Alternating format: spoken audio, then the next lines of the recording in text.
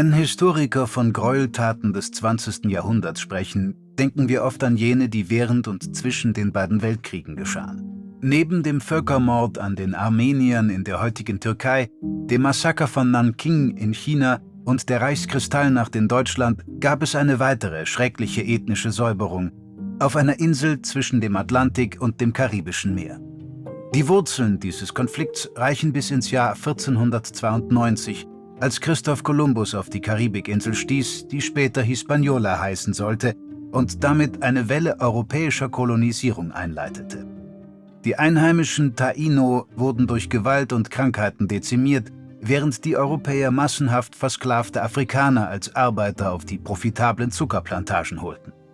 1777 war die Insel in einen französisch kontrollierten Westen und einen spanisch kontrollierten Osten unterteilt.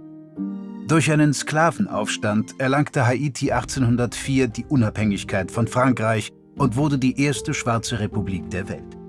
Doch die neue Nation bezahlte dies teuer. Sie wurde von der Weltwirtschaft ausgeschlossen und erbte die Schulden der früheren Herrscher. Dann erklärten auch die dominikanischen Nachbarn ihre Unabhängigkeit. Zunächst beendeten sie die haitianische Herrschaft über Osthispaniola und später die spanische und amerikanische Kolonialherrschaft. Trotz der langen gemeinsamen Geschichte der beiden Länder sah die dominikanische Elite Haiti als rassische Bedrohung an, die die politischen und wirtschaftlichen Beziehungen zu weißen westlichen Nationen gefährdete.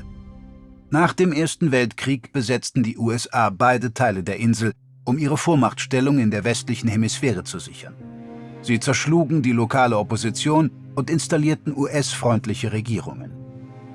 Die brutale rassistische US-Besatzung, vor allem entlang der abgelegenen dominikanisch-haitianischen Grenze, schaffte die Grundlage für noch größere Gräueltaten nach dem Abzug.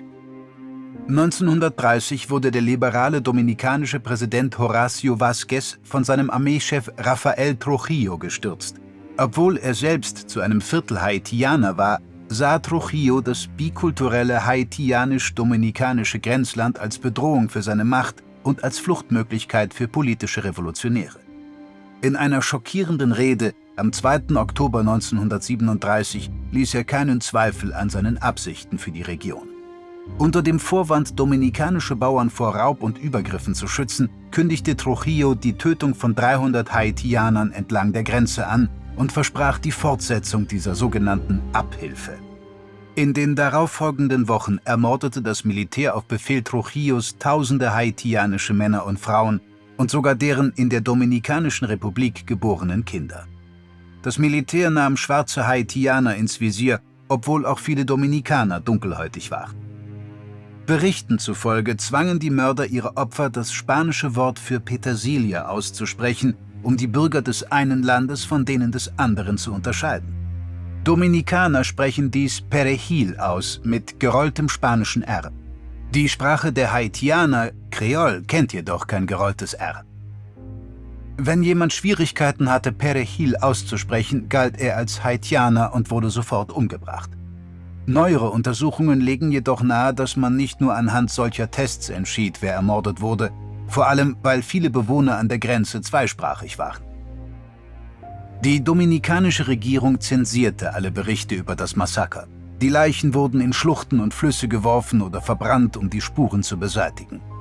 Daher weiß niemand genau, wie viele Menschen ermordet wurden. Zeitzeugen schätzen die Zahl jedoch auf 4.000 bis 15.000.